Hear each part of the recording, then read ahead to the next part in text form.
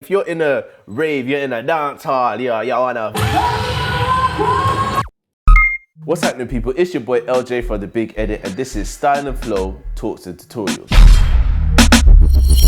In this section, we'll be going through stuff like soundscaping, current trends in the market, workspace and workflow, and just helping you kind of get your foot in the door and building up your portfolio and all that kind of stuff.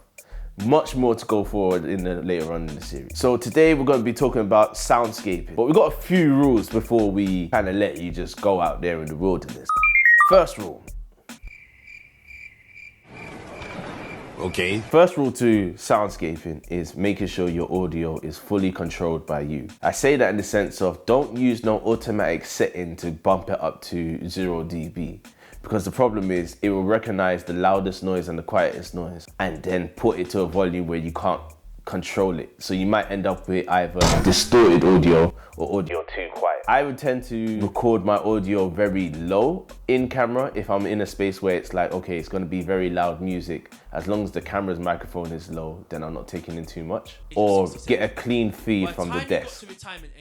The second rule I'll give you on soundscaping is record the direction of where you think the sound's gonna be. So if the sound's coming from the side, but the person is right in front of the stage, you wanna film forward and then try to figure out what can you use to kind of cover up that image of where the sound is really coming from. And I think the third final thing is bad audio is bad audio. Try to avoid distortion any way you can. Other than that, let's get hands-on. I don't really do too much of the talking. Let's show you what I mean. Over here we got an edit for Shenseea when she was live in Birmingham. Shout out to DJ Nate for having me down there. And I kind of want to just, show you the experience of what I'm talking about when it comes to how sound really matters to your edit. So I'll play a bit of it just now.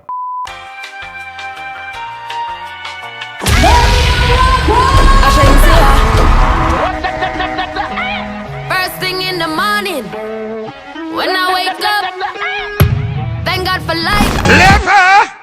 Him bad no ras do no. Right, so with that, let's start off with the beginning. So as you hear, like it sounds like as soon as you start the edit, you're already there. That's what it's pretty much all about. Like I want to bring the experience out, but you can't do that with just having the audio there. And remember how I was saying that the audio needs to match what you can see. So first thing I did was I took the audio of this part here. Then to kind of make it a little bit more elongated, I kind of added an echo to the end of it. Naturally, if you get a clip on Final Cut Pro, if you select it for a certain section, it would only give you a certain section. So to kind of get a way around that, you kind of have to, let me just create a space. I'll get this audio from here. And this audio section that I took it from, actually from here. But in the video, I made it look like it was said over here. We basically take that audio that we placed it down, place it over here, then we take it off solo mode. Give it a bit of room to play with. You click the gap and the clip, pressing Command and the clip together. Then Option G, and save it as whatever you want to call it. Your audio settings over here. So this is where you gotta really start playing around with your audio. And then from there, you can kind of add like, I like to use spaces and cathedral. Naturally, it will just start doing whatever. You can see there's a difference already. Right, so the difference has already been made. Problem is, I like to make it like a moment happening. So instead of having it start straight all the way in, I kind of started from low, add a keyframe on the corner over here. And then when it gets towards the end, I kind of drag it out. So now it sounds like it's...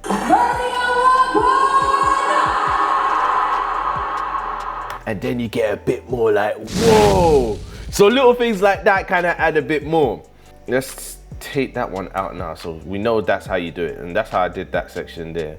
And then, you just add things on top of it to kind of build that moment. Like if you're in a rave, you're in a dance hall, you wanna vibe, you wanna rare. You got to make sure you know what that moment feels like and emphasize that for the person who didn't come and make them feel like they missed out on something. So when it comes to this section here, I added some booms. To kind of make sure that it was a bit more effective with my transitions, I added like some hits, some cinema stabs to kind of emphasize the smooth zoom outs. Do you see what I'm saying? And those are like these little sounds here. Like you can download most of these sounds on like YouTube. Download cinema hits, sirens, dancehall sound effects. You kind of build it up that way, and then that way it literally sounds like it's like whoa. After that, I like to be very beat orientated when it comes to my edits. So it's not just a thing where it's like I'm listening to the kick and drum. I'm like deep in the bass, the hi-hat, the trebles, the sounds, the little da da da da da da da. And as you can see right here, like I kind of make the text come in and out of her. You see what I'm saying? And it's just literally just, you know, chopping up your frames and probably scaling one up. And after that, you see a lot of this in like some drill music videos. I think my next one after that was basically adding another cinema hit and then adding a closing crop. You can download the crop from Arthur Moore. He's a real cool guy on YouTube. He's got a stack of good effects. Some you pay for, some you get for free. The crop is free.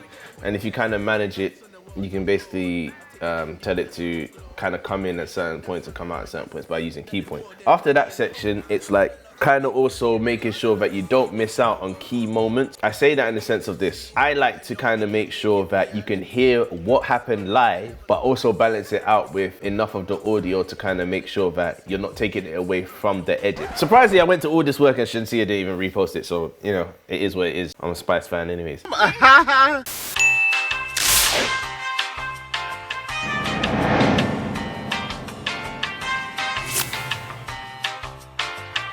What I did here was I kind of used the bass sound to help me disguise that there's going to be a transition. And with that, I can cut into the next shot. The live audio, kind of want to add a little tiny fade to kind of make sure that it's not harsh when it comes in. Tiny fades at the beginning of your clips. You never know how a person's watching your clips. Some people will just look at Instagram and just be flicking through and just playing it through your iPhone speakers, but there's some people that really care about sound and have their headphones in, and you don't want to be the person that's annoying them because you didn't record any of the audio properly. Then I add on top of that fade at the end to kind of smooth out the next transition of that bit, as well as another sound effect of the dancehall to kind of build it up. Altogether, it should come across like this.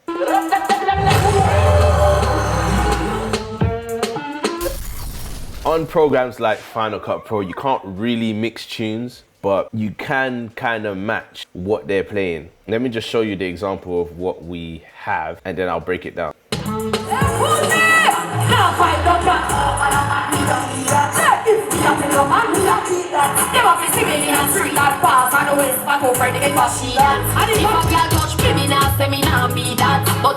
All right, so with that one there, like I said, bass drops and little things like that will kind of help you signify that the song's coming to an end or a moment's about to happen to your audience, but it also helps you kind of hide that you're sweeping out very harshly. For the tune, because I knew the song already, I listened to it a few times, I've heard it a few times before, so then I had to just kind of find the right point in that tune, match them both up, and then retime it. So if you press Command R, you can kind of speed it up a little bit more. Luckily, obviously, when she's performing the track, she's not going to go way faster than her actual tune was. So she only went up to like 101 speed, so you can kind of match it. It's not perfect. More time, it never will be perfect because some people use pitching and not, but you can get it close enough that when you come back out of it, it's pretty much smooth.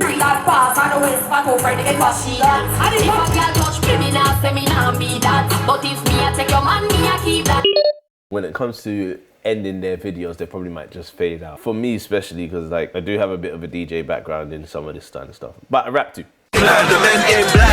Check me out, How Do You Know Liam? I'm all over the internet. So like a DJ was ending his night, he's not just gonna just turn it off. He's gonna probably kind of give you a sweep out. So what I tend to do is this.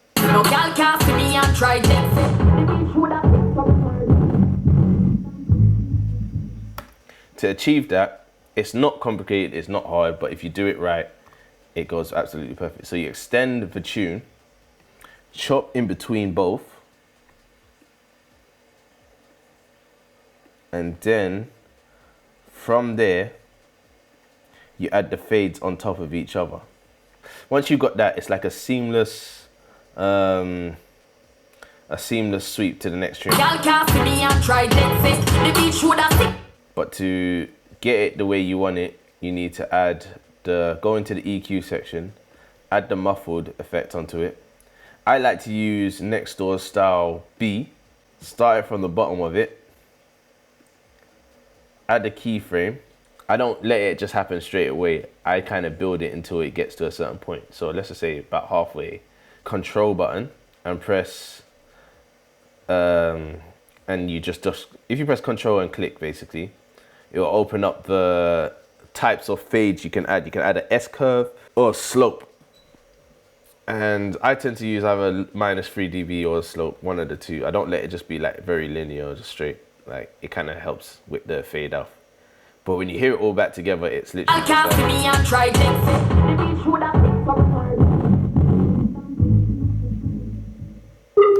And then it ends.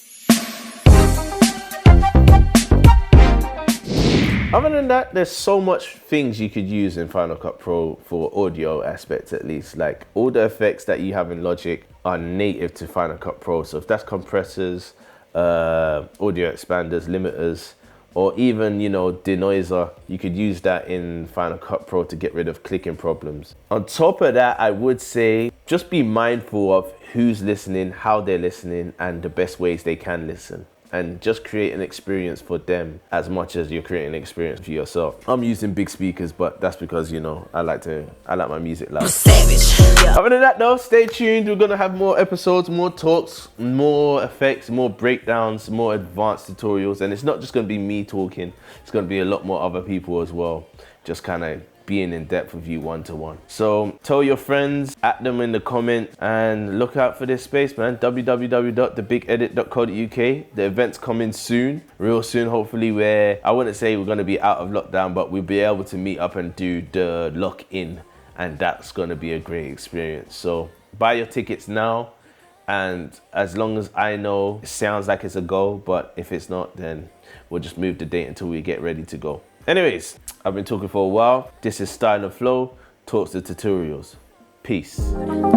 Sweat dripping, moving in slow mo.